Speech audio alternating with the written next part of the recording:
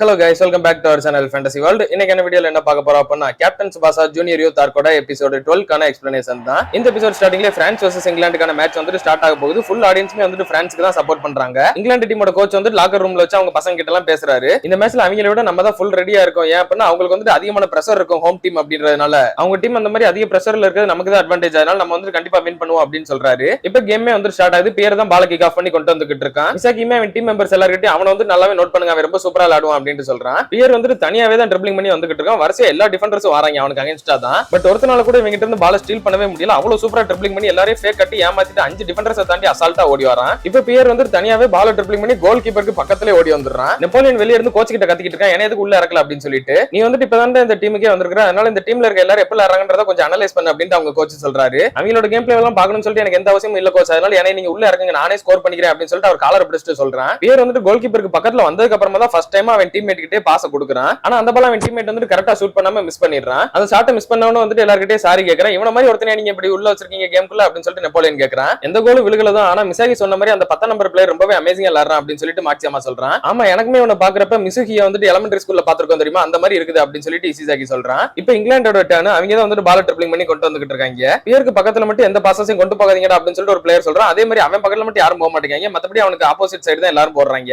அவங்க மாறி மாறி பாஸ் போட்டு இப்போ கோல் கீப்பருக்கு பக்கத்துலயே வந்துடுறாங்க. கோல் கீப்பர் ரெடி ஆயிரு அப்படின்னு சொல்லிட்டு இவன் சொல்றான். கோல் கீப்பர் ரெடி ஆயிடுறான். பட் இங்கிலாந்து பிளேயர் வந்து அதுக்கு முன்னாடி ஜம்ப் பண்ணி பால கரெக்டா தலையில தட்டி கோலுமே ஸ்கோர் பண்ணிடுறான். நெப்போலியன் அவன் கோச் கிட்ட வந்துட்டு நான் தான் சொன்னேன்ல, நான் இல்ல அப்படின்னா இந்த கேம் வந்து வின் பண்ணிக்க முடியாது, இதுக்கப்புறம் நடக்கிற எல்லாத்துக்கும் வந்து நீங்க தான் காரணம் பாத்துக்கோங்க அப்படின்னு சொல்லிட்டு கோச்சை பார்த்து சொல்றான். இப்போ பிரான்ஸ் தான் வந்து பால கிக் ஆஃப் பண்ணி கொண்டு வந்துட்டு இருக்காங்க. பியர் வந்து அவன் டீம்மேட் கிட்ட பாஸ் பண்றான். அதுக்குள்ள இங்கிலாந்து பிளேயர் ஒருத்தர் வந்து பால அவன் இருந்து தூக்கிட்டு போயிடுறான். பியருமே வந்து அவன் டீம்மேட்ஸ் எல்லாரும் இந்த பிரஷர்னால கொஞ்சம் ரஷா இருக்காங்க, அதனால எல்லாரும் கொஞ்சம் காம் டவுன் இருக்கணும் அப்படின்னு சொல்லிட்டு எல்லாரும் பார்த்து சொல்றான். அவங்க நல்லாவே பாஸ் போட்டு முன்னாடி வந்துட்டு இருக்காங்க. நல்ல வேளை ஒரு பாயிண்ட்ல பியர் வந்து அவங்க இருந்து பால ஸ்டீல் பண்ணிட்டு முன்னாடி வந்துடுறான். ஏன்டா நான் தான் பியர் பக்கம் பால கொண்டு போகாதீங்கன்னு சொல்லிட்டு சொன்னேன்டா அப்படின்னு சொல்லிட்டு ஒரு பிளேயர் வந்து இன்னொருத்தனை திட்டுறான். பியர் வந்து வழக்கம் போல தனியாவே ட்ரிப்ளிங் பண்ணி இப்ப கோல் கீப்பருக்கு பக்கத்துல ஓடி வந்துடுறான். பியர் அப்படியே பக்கத்துல வந்ததுக்கு அப்புறமா அவனோட லெஃப்ட் கால வச்சு ஷூட் பண்ணி ஸ்கோர் பண்ண ட்ரை பண்றான். அது கோல் கீப்பரை தாண்டியுமே போயிருது. கோல் கீப்பரே பயந்துடுறான். நல்ல வேளை இன்னொரு டிஃபெண்டர் உள்ள வந்து அதை தடுத்துறான். என்னதான் இண்டிவிஜுவல் ஸ்கில் இருந்தாலும் ஃபுட்பால்ன்றது டீம் ஸ்போர்ட், அதனால இந்த கேம்ல பிரான்ஸ் தான் தோக்குறதுக்கு அதிகமான சான்ஸ் இருக்கு அப்படின்னு சொல்லிட்டு வாகபேசி சுபாஷா கிட்ட சொல்றான். அடுத்து இங்கிலாந்து தான் பால சூப்பரா ட்ரிப்ளிங் பண்ணி முன்னாடி கொண்டு வந்துட்டு இருக்காங்க. எப்படியாவது அவங்களை தடுத்துருங்கடா அப்படின்னு சொல்லிட்டு பியர் வந்து அவன் டீம்மேட்ஸ் கிட்ட சொல்றான். பட் இவங்களால அவங்க கிட்ட இருந்து பால ஸ்டீல் பண்ணவே முடியல. ஆடியன்ஸே வந்து என்னடா பிரான்ஸ் இப்படி விளையாண்டுட்டு இருக்கீங்க அப்படின்னு சொல்லிட்டு எரிச்சல் ஆயிடுறாங்க. பிரான்ஸ் பிளேயர் எல்லாருமே பேனிக்ல தான் இருக்காங்கன்னு சொல்லிட்டு அவங்களோட மூஞ்ச பார்த்தாலே தெரியுது அவ்வளவு பயந்து போயிருக்காங்க. இதை ஒரு அட்வான்டேஜா யூஸ் பண்ணி செகண்ட் பாயிண்டே எடுத்துடலாம் அப்படின்னு சொல்லிட்டு இங்கிலாந்து நல்லாவே முன்னாடி வந்துடுறாங்க. லாஸ்டா ஒருத்தன் வந்து அவன் தலையிலே தட்டி பெர்ஃபெக்ட்டா கோல் கேம் பண்ணிடுறான். பட் அந்த பால் கோல்குள்ள போய் விழுகிறதுக்குள்ள பியர் உள்ள வந்து தட்டி விட்டுறான். நான் உங்களை அவ்வளவு சீக்கிரம் ஸ்கோர் பண்ண விட்டுற மாட்டேன் அப்படின்னு சொல்லிட்டு பியர் வந்து நினைக்கிறேன். நெப்போலியன் இதை பார்த்துட்டு இந்த பிரான்ஸ் டீம்ல ஒருத்தன் தான் விளையாண்டுட்டு இருக்கான் அப்படின்னு சொல்லிட்டு நினைக்கிறான். அப்ப இவங்க கோச்சுமே வந்து நெப்போலியன் நீ உள்ள இறங்க அப்படின்னு சொல்றாரு. அடுத்த ஒரு பால் லைன் விட்டு வெளியே போனதுக்கு அப்புறமா நெப்போலியன் இப்ப சப்ஸ்டிட்யூட்ல மாத்தி விடுறாங்க. மிசாகிக்கு இவனை பார்த்தோன்னே செம சக்கு, இவன் எனக்கு என் கூட பார்ட்னர்ஷிப் போட்டு விளையாண்டு வந்தானே இவன் இந்த டீம் அப்படின்னு சொல்லிட்டு நினைக்கிறான். இப்போ இங்கிலாந்து டீம் பிளேயர் ஒருத்தன் தான் பால் வெளிய இருந்து த்ரோ பண்றான். அவன் டீம் பிளேயர் செஸ்ட்ல வாங்கி கீழே இறக்குறதுக்குள்ள நெப்போலியன் அந்த பால் ஸ்டீல் பண்ணிட்டு ஓடிடுறான். நெப்போலியன் ஓடிக்கிட்டு இருக்கப்ப அவனுக்கு முன்னாடி தான் வந்து பியர் நின்னுகிட்டு இருக்கான். அவனை பார்த்துட்டு வந்துட்டு உங்க டீம்ல இருக்க எல்லாரும் வேஸ்ட் தான், நீ வந்து வின் பண்ணணும்னு சொல்லிட்டு நினைச்சப்பனா எனக்கு மட்டும் பாஸ் கொடு அப்படின்னு சொல்லிட்டு அவனை கிராஸ் பண்ணிட்டு போறான். கிராஸ் பண்ணிட்டு போகும்போதே பியர் கால் கிட்ட தான் வந்துட்டு இவன் பால வச்சுட்டு முன்னாடி ஓடி இருப்பான். சரி ஓகே அப்படின்னு சொல்லிட்டு இவனுமே வந்துட்டு அவனுக்கு சப்போர்ட் பண்றதுக்காக போறான். ரெண்டு டிஃபென்ஸ் தாண்டி பியர் வந்து ரொம்பவே சூப்பரா முன்னாடி வந்துறான். அவனுக்கு முன்னாடி தான் வந்து நெப்போலியன் ஓடி போய்கிட்டு இருக்கான். நெப்போலியன் கோல் கீப்பர் பக்கத்துல போனதுக்கு அப்புறமா இவன் வந்து பின்னாடி இருந்து அவனுக்கு கரெக்டா பாஸ் கொடுக்குறான். நெப்போலியன் கோல் கீப்பருக்கு பக்கத்துல போனோடனே இந்தாங்க என்னோட கேனான் ஷாட்டை வாங்கிக்கோங்க அப்படின்னு சொல்லிட்டு ஒரு புல்லட் மாதிரி செம்ம பவர்ஃபுல்லா ஒரு ஷாட்டை கொடுக்குறான். லிட்டரலி இந்த பால் வந்துட்டு ஒரு கேனான்ல இருந்து வர புல்லட் மாதிரி செம்ம பவர்ஃபுல்லா போகுது. அதனாலதான் இதுக்கு கேனான் ஷாட்னே பேரு. அதுவுமே ரொம்ப ஈஸியா கோல்குள்ள போய் விழுகுது. ஃபர்ஸ்ட் கோலை பிரான்ஸ் டீம் எடுக்கிறாங்க.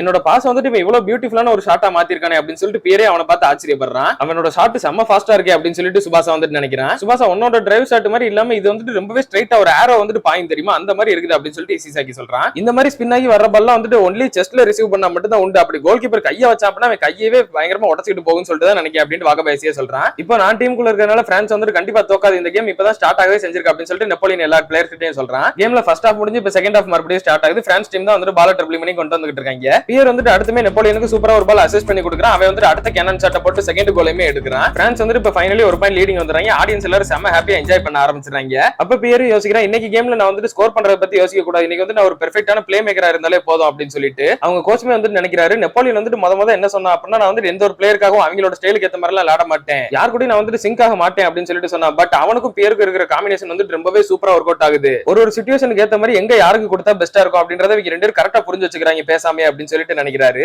இப்பவும் கோலுக்கு பக்கத்துல போனோடனே பியர் வந்துட்டு இந்த வாட்டி நெப்போலியனுக்கு பால தூக்கி கொடுக்குறான். இந்த வாட்டி நெப்போலியன் வந்துட்டு அவனோட கேனன் ஷாட்டை கொடுக்குறான். இருந்தாலும் அவங்க கோல் கீப்பர் ஒத்த கையை வைக்கிறான். பட் வாகபேசி சொன்ன மாதிரி தான் அவன் கையவே பிரிச்சுக்கிட்டு பால் கோலுக்குள்ள போய் விழுகுது. இது மூலமா நெப்போலியனுமே வந்துட்டு ஹேட்ரிக் பாயிண்ட் ஸ்கோர் பண்ணிருக்கான். இப்ப ரெஃபரியுமே விசில் பண்ணிடுறாரு. செகண்ட் ஹாஃப் கம்ப்ளீட் ஆகுது. பிரான்ஸ் டீம் அவங்களோட அவங்களோட ஃபர்ஸ்ட் கேம்ல வின் பண்றாங்க. சுபாசாவும் இந்த மாதிரி அமேசிங்கான பிளேயர்ஸ் எல்லாம் பார்த்துட்டு வேற லெவல்ல இருக்கே அப்படின்னு சொல்லிட்டு சொல்றேன். இசிசேக்கு வந்து என்னடா ஆச்சு அப்படின்னு சொல்லிட்டு கேக்குறேன். இல்ல எனக்கு வந்து ரொம்பவே எக்ஸைட்டிங்கா இருக்குது, இந்த உலகம் வந்து ரொம்பவே பெருசா இருக்குது, இங்க வந்து நிறையவே அமேசிங்கான பிளேயர்ஸ் எல்லாம் இருக்கிறாங்க, நான் வந்து கண்டிப்பா தோக்க மாட்டேன், நம்ம எல்லாருமே வின் பண்ணி கண்டிப்பா ஜப்பானை நம்பர் 1 டீமா மாத்துவோம் அப்படின்னு சொல்லிட்டு சுபாசா சொல்றான். இப்ப நான்கட்ஸ் டீமோட 3 மேனேஜர்ஸ்மே வந்து கேப்டன் சுபாசா நியூஸ் அப்படின்னு சொல்லிட்டு நியூஸாவே எல்லா நியூஸையுமே சொல்றாங்க. இந்த டோர்னமெண்டோட டே 1 எப்படி போச்சு அப்படின்றத பத்தி ஃபுல் டீடைலா பேசுறாங்க. ஃபர்ஸ்ட் கேமா ஜெர்மனி வெர்சஸ் கனடா தான் நடந்திருக்கும். ஜெர்மனி 4 கனடா 0 னு சொல்லிட்டு ஜெர்மனி தான் கேமை வின் பண்ணிருப்பாங்க. அந்த கேம்ல சினேடர் வந்து ஹேட்ரிக் பாயிண்ட் ஸ்கோர் பண்ணிருப்பார். அடுத்து செகண்டா உருகு வெர்சஸ் பெல்ஜியம் கேம் நடந்திருக்கும். உருகு 3 பெல்ஜியம் 1 னு சொல்லிட்டு உருகு டீம் தான் வின் பண்ணிருப்பாங்க. அதுலயுமே விக்டோரினோன்னு சொல்லிட்டு ஒரு பிளேயர் வந்து ஹேட்ரிக் பாயிண்ட் ஸ்கோர் பண்ணிருப்பான். அடுத்து ஹோம் டீமான பிரான்ஸுக்கும் இங்கிலாந்துக்கும் வந்து கேம் நடந்திருக்கும். அதுல பிரான்ஸ் 3 பாயிண்ட் இங்கிலாந்து 1 பாயிண்ட் சொல்லிட்டு பிரான்ஸ் தான் கேமை வின் பண்ணிருப்பாங்க.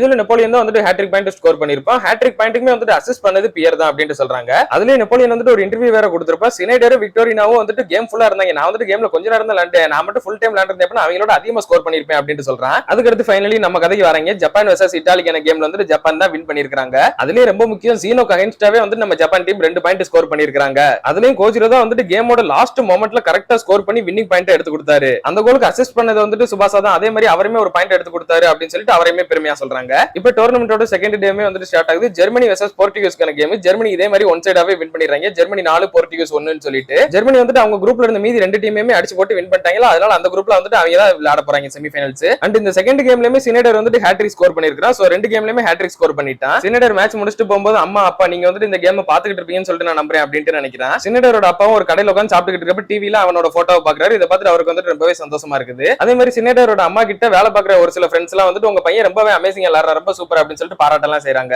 அப்புறம் சினேடரோட தங்கச்சியோட ஃப்ரெண்ட்ஸ் எல்லாருமே வந்து உங்க அண்ணன் ரொம்ப சூப்பரா விளையாடுறாங்க அப்படின்னு சொல்லிட்டு அவகிட்டே சொல்லிக்கிட்டு இருக்காங்க. அடுத்து உருகுக்கான கேம் வந்து ஸ்டார்ட் ஆக போகுது. இந்த கேம்குள்ள போறதுக்கு முன்னாடி விக்டோரியா வந்து இந்த வாட்டி நான் வந்து ஒரே கேம்ல 2 ஹேட்ரிக் ஸ்கோர் பண்ணி ஆகணும், அதனால எல்லா பாஸ் எனக்கே கொடுங்க அப்படின்னு சொல்லிட்டு அவன் டீம்மேட்ஸ் கிட்ட கேக்குறான். இப்போ இந்த கேமே வந்து கம்ப்ளீட் ஆகுது. ஆனா ஸ்கோர் பார்த்தா உருகு டீம் 1 ஸ்பெயின் டீம் வந்து 0 னு சொல்லிட்டு தான் கேமை வின் பண்ணிருக்காங்க. சோ ஹேட்ரிக் வந்து இவன் ஸ்கோர் பண்ணல. ஸ்பெயின் வந்து கொஞ்சம் டஃபான ஆப்போனன்ட்டா இருந்திருக்காங்க போல, வெறும் ஒரு பாயிண்ட் தான் இவங்களால ஸ்கோர் பண்ண முடிஞ்சிருக்குது. இதுக்கெல்லாம் நான் ஃபைனல்ஸ்ல சினேடர் கூட சேர்த்து மாத்து பாயிண்ட் வாங்கிக்கிறேன் அப்படின்னு சொல்லிட்டு அவன் வந்து கடுப்புல இருக்கான். உருகு டீமே அவங்க குரூப்ல இருக்க மீதி 2 டீம் கூட வின் பண்ணாங்களா, அதனால அவங்களோட குரூப்ல அவங்க தான் வந்து செமிஃபைனல்ஸ்க்கு போக போறாங்க. இப்போதைக்கு 2 குரூப்போட செமிஃபைனல்ஸ் யார் யாருன்னு சொல்லிட்டு கன்ஃபார்ம் ஆயிடுச்சு. ஒன்னு ஜெர்மனி, இன்னொன்னு உருகு. அடுத்த மேட்ச் இங்கிலாந்து வெர்சஸ் கோஸ்டாரிக்கான கேம் தான். இங்கிலாந்து தான் வந்து அந்த கேம்ல வின் பண்ணிருக்காங்க. இங்கிலாந்து வந்து ஒரு கேம் தோத்துருக்கு, ஒரு கேம் வின் பண்ணிருக்குது. இப்போ பிரான்ஸ் வந்து இந்த கோஸ்டாரிக்கா டீம் கூட வின் பண்ணிட்டாங்க அப்படின்னா அவங்க தான் வந்து அந்த குரூப்ல செமிஃபைனல்ஸ்க்கு போவாங்க. இந்த ஆப்போனன்ட் ரொம்ப ஈஸியா தான் இருக்குது, நான் வந்து பெஞ்ச்லயே உட்கார்ந்துக்கலாம் போல அப்படின்னு சொல்லிட்டு நெப்போலியன் சொல்றான். பிரான்ஸ் டீம் வந்து அந்த கோஸ்டாரிக்கா டீமை வின் பண்ணிட்டாங்க அப்படின்னா தேர்ட் குரூப்ல இருந்து அவங்க தான் வந்து செலக்ட் ஆகி போவாங்க. அடுத்து இப்ப கணக்குக்கு வந்தோம் அப்படின்னா மீதி இருக்கிறது ஒரே ஒரு குரூப் தான். அந்த குரூப்ல இப்ப வந்து அர்ஜென்டினா வெர்சஸ் இட்டாலிக்கான கேம் வந்து ஸ்டார்ட் ஆக போகுது. ஆனா இட்டாலி டீம்ல இந்த வாட்டி ஜீனோ வந்து பிளேயிங் லெவல்ல இல்ல.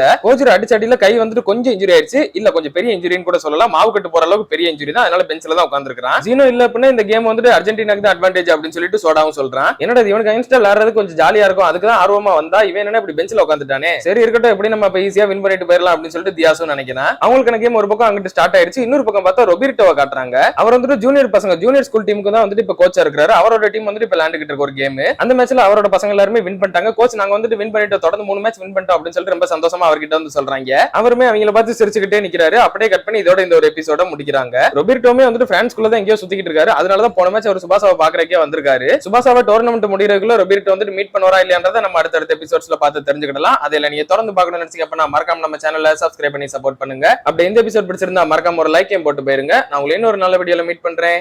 பாய் guys.